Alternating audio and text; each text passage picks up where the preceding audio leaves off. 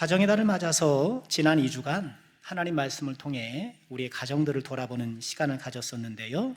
이제 다시 출애굽기 공원으로 돌아와서 산책을 이어갈까 합니다. 하나님의 파송을 받고 애굽으로 갔던 모세, 그러나 바로는 만만한 인물이 아니었죠. 처음에는 허락이라는 단어를 사용하면서 또 바로를 설득하려고 했지만 단칼에 거절하죠.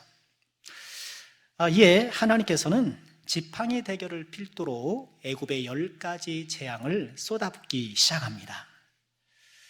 우리가 지난 시간에는 첫 번째, 두 번째, 세 번째 재앙을 묵상했는데, 자, 10가지 재앙이 뭔가요? 볼까요? 피, 개구리, 이, 파리, 가축, 종기, 우박, 메뚜기, 흑암, 장자, 이런 재앙들이 일어났어요. 그런데 이런 10가지 재앙 중에 마지막 장자 재앙은 6월절과 연관이 되잖아요. 그래서 장자 재앙은 별도로 하고 앞선 9가지 재앙이 유사한 패턴을 보인다라는 것을 같이 살펴보았어요. 우리 그림을 좀 보실까요? 먼저 첫 번째, 두 번째, 세 번째 재앙이 이른바 A그룹이 돼요. 그리고 네 번째, 다섯 번째, 여섯 번째가 B그룹, 7, 8, 9가 C그룹, 이렇게 묶음이 가능한데, 이런 묶음 가운데 첫 번째 재앙에 해당되는, 즉 1, 4, 7 재앙은요, 하나님께서 아침에 바로에게 나가라, 이렇게 명령으로 시작이 돼요. 그리고 각 그룹의 두 번째 재앙은 왕궁에서 바로를 만나라. 꼭 왕궁이라는 단어가 없기도 하지만 여러 정황상 왕궁인데, 그렇게 명령하는 것으로 시작되고, 마지막 세 번째 재앙들은 아무런 예고 없이 임하는 이런 패턴을 보여요. 아침에 바로에 나가라, 왕궁으로 가라, 그리고 예고 없는 재앙, 이런 패턴이 세 번이 반복되는 그런 규칙성을 보여주고 있어요. 이런 패턴들은 애굽에 닥친 재앙이 우연한 재앙이 아니라 하나님의 계획에 의해 실행되고 있다는 것을 강력하게 보여주는 것이죠. 오늘 우리가 군데군데 읽긴 했습니다만 본문은 네 번째, 다섯 번째, 여섯 번째, 즉 파리 재앙, 그리고 가축 전염병, 그리고 악성 종기, 이 재앙들이에요. 자, 오늘 말씀을 통해서 우리가 묵상해 볼 것은 무엇일까요? 네 번째 재앙은 파리 재앙입니다. 여러분, 제가 이래봬도 촌놈이잖아요. 이래봬도 시골 사람이라 얼마나 파리가 많았는지 몰라요. 또 집에 가축을 키우다 보니 얼마나 파리가 많은지 여러분 잘 아시죠? 그래도 요즘은 시골도 많이 청결해져서 그랬는데 옛날 시골은 안 그랬잖아요. 지저분한 게 많고 파리가 득실득실했어요. 그런데 여기서 말하는 파리는 그저 우리 몸에 달라붙어서 귀찮게 하는 그런 파리가 아니라 흡혈을 하는 쇠파리라는데 많은 학자들이 동의를 해요. 주님 오시기 전에 200년 전에 히브리 성경을 헬라어로 번역했던 70인역 역시 쇠파리로 번역을 해요. 여러분, 쇠파리 잘 아시죠? 뭐 벌처럼 이만하잖아요. 윙윙윙윙 소리를 내면서 사람이나 가축에 붙으면은 소의 그 가죽까지도 막 뚫고 피를 뽑고 막 그러잖아요. 이런 쇠파리가 애굽 전역에 가득하기 시작했는데요. 그런데 이 네 번째 파리 재앙부터 중요한 변화가 시작됩니다. 하나님께서 히브리 백성들이 거주하는 고센 지역에는 재앙이 미치지 않도록 하신 거예요. 하나님께서 자기 백성을 구별하기 시작하셨다는 거예요. 고센 지역, 이 히브리 백성들이 주로 고센 지역에 거주하고 있었잖아요. 제가 학창시절에 살던 동네에 고센 반점이라고 중국집이 있었어요. 고센 반점, 이름 참 좋지 않습니까? 제가 짜장면을 하도 좋아해서 일주일에 2번은 시켜 먹었던 기억이 있는데요. 고센 반점, 교회에서 또 어렸지만 또 배운 게 있어가지고, 야, 고센반점 이름 좋다, 이름 좋다. 그래서 지금 이제 검색을 하잖아요. 검색을 해보니까 장소를 옮겨서 이렇게 영업을 계속 하시는 것 같더라고요. 그리고 이렇게 인터넷에 사진을 보니까 거기 메뉴 이렇게 하는 이렇게 전단지 같은 게 있잖아요. 거기에 since 1986 이렇게 써 있더라고요. 그러니까 40년 됐으니 나름 역사가 생긴 셈이죠. 저는 고센 지역 생각할 때마다 짜장면이 생각나고 고센반점이 생각이 나는데요. 하나님께서 네 번째 재앙부터는 애굽의 재앙에서 고센 땅을 구별하기 시작하신 거예요. 우리 8장 22절에 이렇게 말씀을 하시죠. 그날에 나는 내 백성이 거주하는 고센 땅을 구별하여 그곳에는 파리가 없게 하리라, 이렇게 말씀을 하시고, 또 이어지는 23절에서도 내가 내 백성과 네 백성 사이를 구별하겠다, 하나님께서 그렇게 말씀을 하셔요. 그런데 우리가 이 두 말씀에서 주목할 것은요, 22절 다시 보여주실까요? 22절에 구별하다라는 이 동사는 일반적으로 구별한다는 뜻의 팔라라는 동사를 썼어요. 그런데 23절에 구별로 번역된 단어는요, 페두트라는 단어인데, 이 단어는 다른 성경 구절에서는 속량으로 번역이 돼요. 속량. 대표적인 게 시편 111편 9절인데요. 여호와께서 그의 백성을 속량하시며. 아마 머리가 좋으신 분은 오늘 예배 시작 전에 제가 이 111편 9절을 이렇게 시작을 여는 성령 구절로 했던 것을 기억하실는지 모르겠어요. 기억 안 나시죠? 이게 안 나는 게 정상이에요. 그걸 어떻게 기억해요? 시편에서는 속량으로 번역이 돼요. 그럼 속량이 뭔가요? 제가 여러 차례 말씀을 드렸죠. 노예 상태나 포로 상태에 되어 있는 사람을 풀어주는 게 속량이에요. 하나님께서 네 번째 재앙을 시작하실 때 이스라엘 백성들을 구별하신다고 하면서 그 구별의 단어에다가 속량이라는 단어를 함께 사용하시는 거예요. 즉 이걸 통해서 하나님께서 보여주시는 건 뭐예요? 하나님의 이 구별이 단지 재앙을 피해가는 구별일 뿐만 아니라 하나님의 백성으로 속량시켜주고 구속시켜줄 구원의 은혜와 연결되어 있음을 보여주시는 거예요. 하나님께서 우리를 구별해 주셨기 때문에 우리가 속량을 받는 거예요. 구원을 받는 거예요. 항상 하나님 편에서 뭔가 있어요. 하나님께서 우리를 구별해 주셨기 때문에 우리가 구원을 받을 수 있었던 거예요. 이 순서를 통해서 하나님의 놀라운 구원의 은혜를 계시해 주시는 것인데요. 이처럼 하나님의 구별은 속량으로 연결되고, 속량은 하나님의 구별에서부터 시작되고, 또한 하나님께서 구별하사 속량하셨던 이 얘기는요, 속량받은 우리가 그 구별의 은혜 속에 살아가야 함을 말씀해 주시는 것이기도 해요. 그렇죠. 우린 다 하나님께서 우리를 구별하여 구원해 주신 것을 다 믿고 있잖아요. 그 의원에 우리는 부합하여서 그 구별된 모습으로 살아가고 있는가 우리가 돌아보게 되는데요. 이런 하나님의 구별을 우리는 거룩이라고 불렀고 그렇게 배워왔어요. 그렇죠. 그래서 구별된 백성은 어떤 백성이에요? 거룩한 백성이다.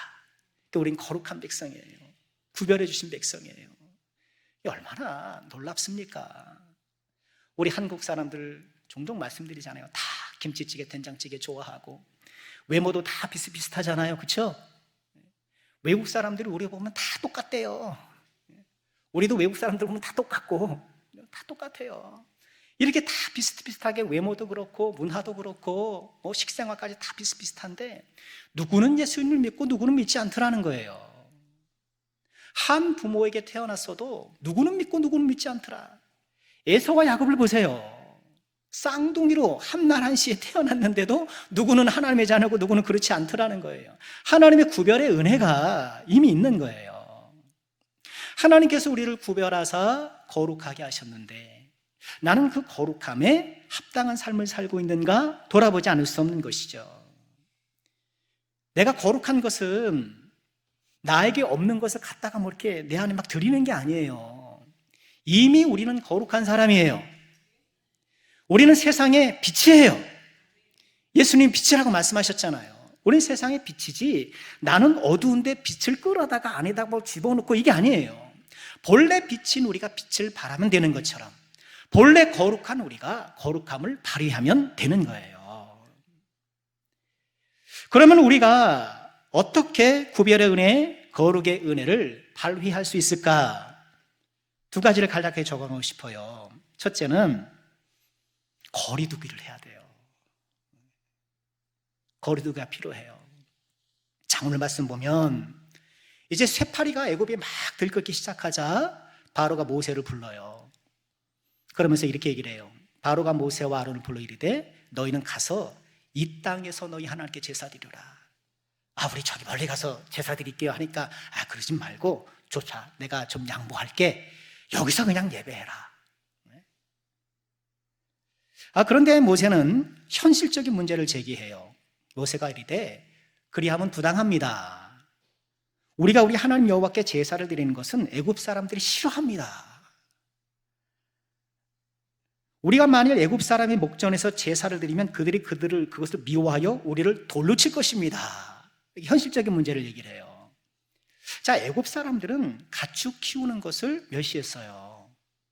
그러면서도 희한한 게 가축을 또 신으로 섬겼거든요. 근데 이렇게 신으로 섬기고 있는데 히브리 사람들이 가축 제사를 드리면 막 목을 베고 막 각을 뜨고 막 이러면 26절 맨 끝에 뭐라 그래요? 돌로 친다. 돌로 친다라는 것은 보통 신성모독을 했을 때 나오는 행동이에요. 그러니 이것이 우리가 하나님께 제사를 드리는 이 행위가 애굽 사람들의 정서에 맞지 않습니다. 그들의 이방신을 섬기는 것과 충돌하기 때문에 현실적으로 불가능합니다. 그 얘기인 거예요. 그러면서 모세가 이렇게 얘기를 해요. 우리가 사흘길쯤 광야로 들어가서 우리 하나님께 제사를 드리겠습니다. 사흘길을 가겠습니다. 여기서 사흘길은 하루 이틀 사흘 이렇게 꼭 3일 길을 꼭 걸어가야 되는 그 길이 아니고 충분히 먼 거리라는 관용적 표현이에요. 충분히 먼 거리로. 심리도 못 가서 발병 난다는 게 꼭 심리 4km 자로 재가지고 심리에 거기서 발병 난다는 게 아니잖아요. 멀리 못 가서라는 뜻인 것처럼 사흘길은요 충분한 거리를 두고 지금 하나님께 예배하려는 이 모세의 의중 그리고 하나님의 그 계획 속에 하나님께 예배하기 위해서는요 바로가 통치하고 있는 애굽으로부터 충분한 거리두기를 해야 된다는 거예요. 여기서 우리가 하나님을 진정으로 예배할 때 세상과 거리두기가 필요하다는 적용을 하게 되는 것이죠. 지난 코로나 시절에 다 사회적 거리두기 하면서 우리가 얼마나 힘들었어요. 번거롭고. 사회적 거리두기를 했었던 것처럼 우리는 거룩한 영적인 거리두기를 해야 합니다. 물론 이것이 세속으로부터 떠나는 것은 아니죠. 그것이 하나님의 뜻은 아니잖아요. 우리 세상을 등지고 어디 산골짜기 가서 우리 공동체 세웁시다. 그런 거 아니잖아요. 함께 살면서도 분명한 구별과 거리두기가 있어야 돼요. 난 그 거리두기를 하고 있는가?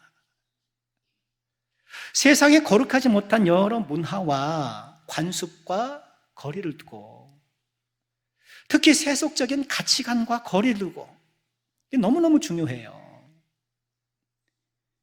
대표적인 세속적 가치관이 뭔가요? 저는 성공주의라고 봐요. 이 세상에 성공주의가 가득해요. 뭐예요? 내 자아를 실현하는 것. 내 인생의 가장 큰 기쁨이 뭔가? 자아 실현이라는 거예요. 내 꿈을 이루는 것. 그것이 성공 인생이라고 생각하는 거예요. 여러분, 이건 굉장히 오해가 있어요. 내가 어렸을 때 바랬던 꿈을 이루면 성공 인생입니까? 이루지 못하면 실패한 인생입니까? 여러분 학창시절에 장래 희망 뭐라고 쓰셨어요? 그 장래 희망대로 되셨나요? 별로 되게 어려워요, 솔직히. 그죠? 솔직히 어려워요. 그리고 우리 인간들이 이 땅을 살면서 자기 꿈을 이룬다라는 이런 개념이 들어온 지가 얼마 안 돼요. 옛날엔 다 신분 따라 살았지. 내가 노비로 태어났는데 무슨 꿈이 있습니까? 내가 양인으로 태어났는데 무슨 꿈이 있습니까? 무슨 과거 시험을 볼 수는 있다고 했지만 뭘 봅니까? 자기 꿈을 꾸면서 산다는 것은 굉장히 최근 개념이에요. 나의 꿈과 소망을 이루는 것은 중요한 일일 수도 있겠으나 여러분, 그것이 성공 인생의 판별 기준은 아니에요. 나의 소망을 이루면 이루는 대로, 이루지 못하면 이루지 못하는 대로 다른 목적으로 살아가야 돼요. 또 하나는 쾌락주의죠. 요새 이 세상에 쾌락주의가 가득 차 있어요. 여러분, 쾌락 그러면 꼭 막 술 먹고 뭐 하고 막 이렇게 막 방탕하는 거로만 생각하는데 안 그래요. 내 인생의 즐거움을 내 인생의 목표로 삼는 것이 쾌락주의예요. 인생 다 즐겨야 된다고 생각해요. 나는 그 성공하는 거 뭐 큰 관심 없습니다. 나는 승진하는 거 별로 관심 없습니다. 그저 나에게 주어진 형편에서 내 가족들과 행복하게 놀고, 사람들과 평화롭게 지내고 뭐 그렇게 살고 싶습니다. 욕심 없는 것 같지만 그 욕심 없는 것이 또 하나의 변형된 성공주의예요. 나는 욕심 없이 살겠습니다. 그게 성공주의라니까요. 그게 쾌락주의예요. 요즘 얼마나 많은 비용을 들이면서 인생의 쾌락을 쫓아가고 있습니까? 즐거움 인생의 낙이라는 거예요. 그렇게 힘들게 살지 말라는 거죠. 우리는 나도 모르게 이런 성공적이고 쾌락적인 세속적 가치관에 나도 모르게 물들어 있는 것은 아닌가. 거기에 내 인생의 의미와 가치를 두고 있는 것은 아닌가. 그래서 내가 내 꿈을 이루지 못했으면 내가 뭔가 좀 패배한 인상처럼 이렇게 주눅이 들고 뭘 좀 이뤘으면 또 어깨가 으쓱하고 아니라는 거예요. 내 인생을 적절히 즐길 줄 알면 저 사람은 그래도 인생을 저렇게 즐길 줄 알고 참 행복하게 사는구나. 나는 맨날 일만 하고 나는 맨날 힘들고 하면서 그게 아니라는 거예요. 하나님의 사람들이 가져야 될 인생의 의미와 가치, 궁극적 의미와 가치는 무엇인가요? 하나님을 영화롭게 하며 영원토록 그를 즐거워하는 것. 여러분, 우리는 이것을 꼭 붙잡아야 돼요. 그런데 이것을 별로 안 좋아해요. 내가 왜 다른 사람을 위해서 살아야 되니? 이렇게 생각한다니까요. 굉장히 인간적으로 생각해요. 하나님을 영화롭게 하는 것이 그야말로 성공한 인생 아니겠습니까? 내가 소망하는 것들을 이루면 이룬 대로, 못 이루면 못 이룬 대로 나의 삶의 현장 속에서, 정황 속에서 하나님을 영화롭게 하는 인생만이야말로 정말 성공한 인생인 거예요. 정말 즐거운 인생이 뭔가요? 하나님 즐거워할 줄 아는 것. 이 즐거움을 알아야죠. 하나님을 즐거워할 줄 모르면서 세상 이런 것 저런 것 즐거워한들 그게 무슨 소용이 있겠습니까? 하나님을 영화롭게 하는 것이 진정한 성공주의고 하나님을 즐거워할 줄 아는 것이 진정한 쾌락인 거예요. 복음 안에서 우리는 자유를 누리죠. 그러나 자유롭다고 모든 것이 유익하거나 덕이 되는 것은 아니에요. 고린도전서 10장 23절 우리 같이 한번 읽어볼까요? 함께 하죠. 시작. 모든 것이 가하나 모든 것이 유익한 것은 아니요 모든 것이 가하나 모든 것이 덕을 세우는 것은 아니니. 나는 이 세상과 사흘길의 거리를 두고 있는가? 충분한 거리를 두면서 하나님께서 구별해 주신 거룩한 신분을 잘 관리하고 있는가? 사회적 거리를 통해서 코로나로부터 우리를 지켰던 것처럼 이 거룩한 영적 거리두기를 통해서 세속으로부터 우리를 지켜내는, 그래서 거룩함을 발휘하는 우리가 되길 주의 이름으로 축원합니다. 두 번째로 우리에게 주신 거룩의 은혜를 누리기 위해서는요, 바로의 타협을 거절할 줄 알아야 돼요. 자, 네 번째 재앙부터 나타나는 변화 말씀드린 것처럼 이제 하나님께서 고센을 구별하기 시작하셨는데요, 또 하나 나타나는 변화는 바로가 다소 누그러지기 시작해요. 처음에는 완강하게 안 돼 그랬는데 이제는 슬쩍슬쩍 가능성이 있는 것처럼 얘기를 하지만 그렇게 변화를 보이기는 해요. 사흘길쯤 거리두기를 가야 한다는 모세의 말에 바로가 이렇게 말합니다. 28절이에요. 바로가 이르되 내가 너희를 보내주겠다. 너희가 너희 하나님 여호와께 광야에서 제사를 드릴 것이다. 그런데 너무 멀리 가지 말아라. 너무 멀리 가지 말아라. 이 바로의 타협안이 뭐예요? 너무 멀리 가지 말라는 거예요. 이 바로의 타협안은요, 여전히 21세기를 살아가는 우리들에게도 들리는 사탄의 소리예요. 예수님을 믿어도 너무 깊이 믿지는 말라는 거예요. 혹시 우리 주변에 그런 생각 갖고 있는 분들이 덜어 계시죠? 적당히 믿으라는 거야, 적당히. 목사님 적당히 하면 되죠. 안 그래요. 바울 사도가 결박되어 재판을 받을 때 이런 얘기를 한 적이 있어요. 나는 여기 있는 모든 분들이 이 결박된 거 말고는 다 저처럼 되었으면 좋겠습니다. 열정을 갖는 몇몇 사람들에 해당되는 것이 아니라 모든 예수 믿는 사람들이 자기처럼 되었으면 좋겠다는 것이 바울 사도의 소망이었고, 예수님은 예수를 믿는 사람들이 누구처럼 되기를 원하세요? 예수님처럼 되기를 원하시는 거예요. 나를 따르라고 하셨어요. 물론 이것이 무슨 예배 횟수 같은 그런 외적인 것만을 말하는 것이 아니에요. 여러분, 예배 횟수가 많으면 믿음이 꼭 좋습니까? 그렇지 않아요. 그러나 분명한 것은 예수님께 가까이 다가가려는 사람은 예배의 기회를 더 가지려고 하는 것은 사실이에요. 말씀 묵상과 기도로 나의 일상에서 주님과 동행하는 삶. 바로는 오늘날 계속 그래요. 너무 멀리 가지는 말아라. 적당히 해라. 우린 그 타협안을 거절할 수 있어야 돼요. 이어지는 재앙에서 바로의 타협이 계속돼요. 8번째, 우리가 나중에 보겠습니다만 메뚜기 재앙인데요, 그때에는 이렇게 얘기를 해요. 자녀들은 두고 가라. 자녀들은 두고 가라. 출애굽기 10장 11절에요. 그렇게 하지 말고 이제 다 데려간다 그러니까 너희 장정만 가서 여호와를 섬겨라. 자녀들은 두고 가라는 거예요. 자녀들은 두고 너희만 가서 예배를 섬겨라.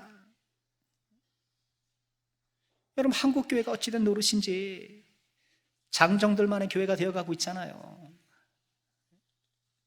그래서 우리가 이 어린 태신자 작정도 하고 해보는 거예요. 그죠? 좀 해봐야죠. 지금도 예수를 믿지 않는 어린이들이 많이 있는데, 다음 세대가 많이 있는데, 우리가 어린이 주일에도 이와 유사한 말씀을 나눴습니다만, 나는 자녀들에 있어서, 자녀들의 삶에 있어서 주님이 만져주심이 가장 필요하다고 생각하고 있는가? 그리고 나는 그 일을 위해서 충분히 기도하고 있는가? 돌아보지 않을 수 없는 거예요. 또 9번째 흑암재앙에서는요, 이런 타협안을 제시해요. 바로가 모세를 불러 이르되 너희는 가서 여호와를 섬기되 너희 양과 소는 두고 가라. 너무 멀리 가진 마. 자녀들은 두고 가. 너의 소유물은 두고 가.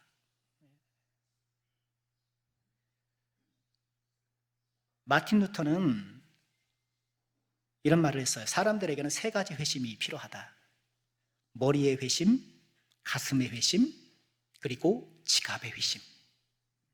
이게 진짜 회심이라는 거예요. 지갑의 회심이라는 게 뭔가요? 물질과 재정 사용에 변화가 있어야 진정한 회심이라는 거예요. 하나님께 드려야 될 것을 하나님께 드리고, 내가 획득한 물질이 하나님의 은혜임을 알아 올바른 곳에 사용하고, 지갑의 회심이에요. 이처럼 바로는 모세에게 타협안을 제시하는데, 오늘날 여전히 우리를 향하여서 사탄의 타협안을 제시하는 거예요. 예배를 드리되 너무 멀리 가지는 말아라. 예배는 드리되 자녀들은 두고 가라. 예배는 드리되 소유물은 두고 가라. 오늘도 이런 유사한 타협안으로 우리를 유혹할 때 우리 타협은 어떻게 해요? 아주 단호하게 차단하고 단호하게 거절하고 우리에게 주신 이 구별된 거룩한 은혜를 붙드는 저와 여러분이 꼭 되어야 되겠습니다. 자, 오늘 말씀에서 우리가 두 번째로 묵상할 것은요, 바로를 완악하게 하시는 하나님이세요. 자, 말씀드린 것처럼 이 네 번째 피재앙부터 고센 땅을 구별하시는 이 변화가 생겨났잖아요. 그리고 여섯 번째 재앙, 악성 종기. 이 사람들 몸에 이게 종기가 막 이렇게 생기는데요. 그런데 이 종기로 번역된 단어가 왜 욥이 이렇게 종기가 많이 났잖아요. 욥의 몸에 났던 종기와 똑같은 단어예요. 그런 욥이 괴로웠던 수준으로 많은 사람들이 피부병에 걸려가지고 지금은 난리가 나는데, 그럼에도 불구하고 바로는 자기 마음을 바꿀 생각이 없어요. 그리고 이 10가지 재앙이 이제 마무리되는 각 재앙의 마지막 단락, 마지막 그 결론부는 항상 그럼에도 바로가 마음을 완고하게 했다, 이렇게 끝나거든요. 그런데 여섯 번째 재앙부터는, 다섯 번째까지는 바로가 마음을 완강하게 했다. 완강하게 했던 주체가 바로예요. 그런데 여섯 번째부터는 하나님께서 바로의 마음을 완악하게 했다 하면서 주체가 바뀌어요. 출애굽기에는 바로가 마음을 완악했다라는 이 기사가 20번 나타난대요. 20번 등장한대요. 희한하죠. 완전수 10번이 2번이에요. 얼마나 그가 완고했는지를 보여주는 건데요. 바로의 마음이 완악하게 되었다, 이 구절은요, 문자적으로 보면 바로의 심장이 무거웠다라는 뜻이 돼요. 바로의 심장이 무거웠다. 그리고 이 표현은 당시 애굽인들의 사후 세계관이 반영되어 있는 것이다 라는 해석이 설득력을 얻고 있어요. 이제 애굽 사람들은 이제 어떤 사람이 죽으면 사후 세계에서 안전하게 통과하도록 책 같은 걸 집어넣는데요. 왜 우리 옛날에 돌아가면 여비스라고 막 이렇게 막 불태우고 막 그러잖아요. 막 그런 거 있었잖아요. 우리나라에 있는지 모르겠으나 죽은 사람 저승에서 여비하라고 막 그런 게 하잖아요. 마치 그런 식으로 사후 세계에서 그가 맞닥뜨릴 여러 심판의 어떤 상황에서 그것을 이겨나갈 수 있는 주문을 주고 기도문을 주고 그걸 책으로 쫙 만들어서 두루마기를 만들어서 그거를 무덤에다 같이 집어넣는다는 거예요. 그런 걸 일컬어서 사자의 서라고 얘기한대요. 죽은 사람들의 책, 사자의 서인데, 그런데 이 중에 어떤 내용이 있냐면 심장의 무게를 재는 내용이 나와요. 그들의 사후세계관에 따르면 죽은 자는 사후세계에서 그의 심장이 보시는 것처럼 저울 위에 올려지는데, 저울의 반대편에는 진리와 정의를 상징하는 마하트의 깃털이라는 게 올라간대요. 그래서 저 한쪽에는 왼편에는 심장이 있고 오른편에는 깃털이 있잖아요. 그래서 심장이 깃털보다 가벼우면 영생, 깃털보다 무거우면 이제 괴물이 나와서 잡아먹고 그런다는 거예요. 저런 사후 세계관을 바탕으로 해서 죄가 많은 사람을 일컬어 심장이 무거운 사람, 그렇게 말하는 관용어가 생겼다는 거예요. 심장이 무거운 사람. 또 아주 틀린 것 같진 않아요. 저 사람 아주 그냥 강심장이 돼가지고 죄를 지을 땐 강심장이 돼야 되죠. 그죠? 강심장이 없으면 어지간한 사람 벌렁벌렁해서 하나 훔치기도 힘든데, 그냥 강심장이라서 털컥털컥 훔치는 거 보면 보통 심장이 아니면 죄를 지을 수가 없는데, 그런 거 보면 또 일견도 일치도 있어 보이고. 여하간 애굽 사람들은 심장이 무겁다는 것이 죄가 많다라는 이런 관용어가 되었는데, 바로는 심장이 무거운 사람이었어요. 죄가 많은 사람이었어요. 문제는 바로가 그 완악한 마음을 완화시킬 기회가 굉장히 많았다는 거예요. 첫 번째 뭔가요? 모세를 통해 하나님의 말씀이 다가왔을 때, 하나님 말씀 다가왔을 때 마음을 열면 됐던 거 아니에요. 근데 말씀이 다가와도 마음을 탁 닫아버렸어요. 두 번째는 뭔가요? 모세의 말은 믿지 못하다 하더라도 애굽의 술사들조차 재앙이 일어나니까 우리 봤죠? 이건 하나님의 손가락입니다. 하나님의 권능입니다. 술사들도 인정했잖아요. 그렇게 본인이 옆에 끼고 있는 술사들도 인정했다고 한다면 야, 뭔가 있나 보다 하면서 마음을 열었으면 좋았을 텐데 하나님의 손가락을 보고도 그렇지 않았던 거예요.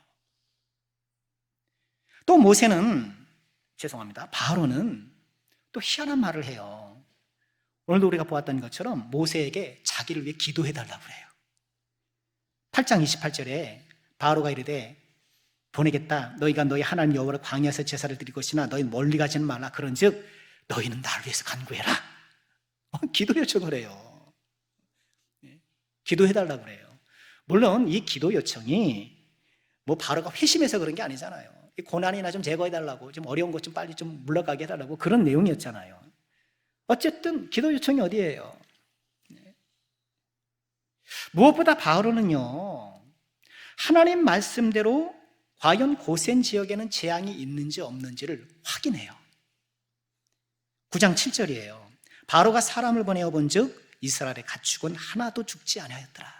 고센 땅에 사람 보내본 거예요. 정말 거기는 그렇지 않은지 한번 봐라. 갔다 왔더니 거기는 하나도 죽지 않았습니다.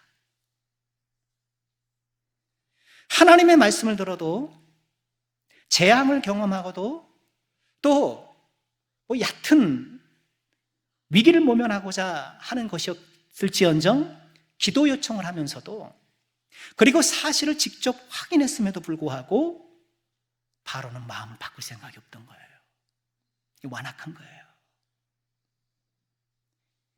이런 바로 완악함에 대해 성경은 하나님께서 바로를 완악하게 하셨다 이렇게 말씀하고 있는 거예요. 이 부분에 대해서요, 나훔 사르나라는 이런 학자가 이런 해석을 하는 것을 보았어요. 이 나훔 사르나 이분은 유대 랍비예요. 유대 랍비니까 예수님 믿지 않는 사람이잖아요. 그래도 유대 랍비들은 이 구약에 있어서의 어떤 그 연구에서는 정통한 사람들이거든요. 예수를 믿지 않는 것은 아쉽지만 연구에 탁월한 이런 성과들을 보면 그 안에 훌륭한 통찰들이 있어요. 나훔 사르나라는 랍비 학자가 이런 얘기를 해요. 처음에 5 재앙에서 파라오의 고집은 완고했다는 사실에 주목해야 한다. 그렇죠. 단지 그 다음부터 그 고집이 신적 원인 탓으로 돌려진다. 5번째 다음 6번째부터 하나님이 그렇게 했다. 신적 원인으로 돌려진다는 거예요. 이것은 왕의 비타협적 태도가 그때 습관화되었고, 완고한 게 습관화가 되었다는 거예요. 회복 불능의 상태가 되었다고 단언하는 성경적 방식이다. 즉, 이 사람의 해석은 뭐냐 하면, 하나님이 완고하게 하셨다라는 것은 그거는 하나님이 실제로 했다라는 게 아니라, 완고하게 했다라는 게 아니라 이렇게 돌이킬 수 없을 만큼 완고해졌다라는 것을 이렇게 문학적으로 표현한 것이다, 이런 뜻인 거예요. 이 사람 이후에는 그래요. 근데 그건 적절하지 않고, 근데 그 이후에 색깔칠한 문장이 그의 성격이 그의 운명이 되었다. 통찰이에요. 아주 훌륭한 통찰이에요. 바로의 그 고집을 꺾지 않는 완고한 그 성격이 결국은 그의 운명이 되었다. 정말 이 바로는 완고하고, 여러분 먼저 성경에서는 완고가 아니라고 뭐라고 번역했는지 기억나셔요? 강팍. 강팍, 그죠? 강팍했다. 강팍의 대명사로 영원한 사례를 남고 있잖아요, 바로가. 그럼 성격이 운명이 돼요. 사람은 다 성격대로 살아요. 예민한 성격은 피곤한 일이 많아요, 그만큼. 사람은 둥글둥글하는 게 좀 좋은 것 같아요. 저처럼 둥글둥글. 동글동글이 아니라 둥글둥글. 둥글둥글한 게 좋은 것 같아요, 여러분. 뭐 우리의 성격이야 뭐 이렇고 저렇고 한다 하더라도 하나님의 말씀에 대하여 나는 습관적 완고함을 갖고 있는 것은 아닌가? 나는 하나님 말씀에 마음을 잘 여는 사람인가? 오해하지 말아야 할 것은요, 하나님께서 바로의 마음을 완악하게 하셨다는 것은 멀쩡한 바로의 마음을 하나님께서 악하게 만드셨다, 이런 뜻이 아니죠. 본래 지금 바로가 처음부터 스스로 완악했잖아요. 그 완악함을 하나님께서는 내버려 두시는 거예요. 여러분, 하나님께서 우리를 멸망시킬 때 하나님께서 특별히 하실 일이 없어요. 왜 그런지 아세요? 그냥 내버려 두면 돼요. 우리 사람들은요, 멸망하려면 내버려 두면 돼요. 내버려 두면 돼요. 우리는 다 본질상 진뇌자녀거든요. 그래서 그냥 내버려 두면 그냥 알아서 다 멸망하게끔 되어 있는 게 우리 인생들인 거예요. 우리 하나님께서 다행히 예수를 믿지 않는 사람이라 하더라도 일반 은총으로 교육을 통해서, 어떤 도덕을 통해서 그들의 어떤 악한 본성들이 막 발휘되지 않도록 제한하셨고, 우리들에게는 일반 은총과 더불어서 특별 은총, 예수를 믿는 은총을 통해서 그런 우리의 본질상 악한 것들이 제약되게 하셔서 감사할 따름인 것이지. 로마서 1장 24절에 보면 하나님께서 그들의 마음의 정욕대로 더러움에 내버려 두사 그들의 몸을 서로 욕되게 하셨다. 내버려 두면 되는 거예요. 바로의 완악함을 하나님께서 그냥 내버려 두신 거예요.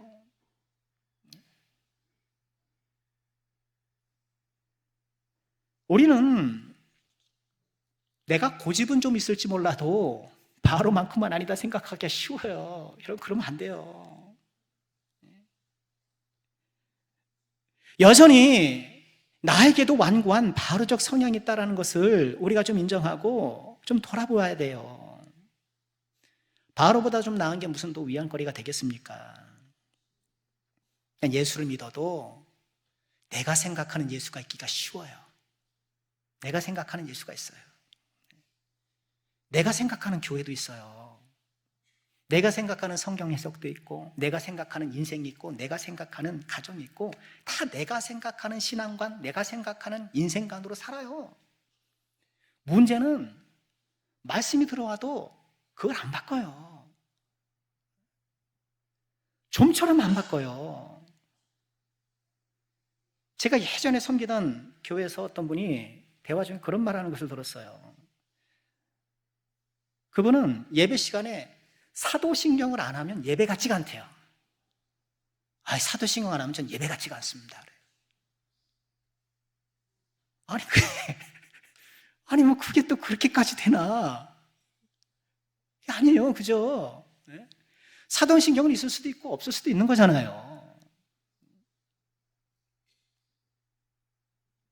또 어떤 사람은 예배 시간에는 찬송가만 불러야 된다고 생각하는 사람들 더러 있었잖아요, 그죠? 예배 시간에 다른 찬송가만 불러야 된다. 저는 악기 하면 안 된다. 예배 시간에는 피아노만 쳐야 된다.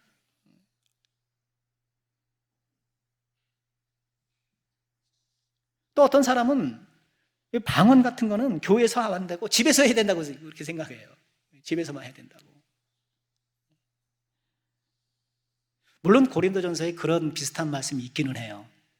고린도 14장 28절을 보면 만일 통역하는 자가 없으면 교회에서는 잠잠하고 자기와 하나님께 말하라. 근데 여기 집이라고 안 나오잖아요.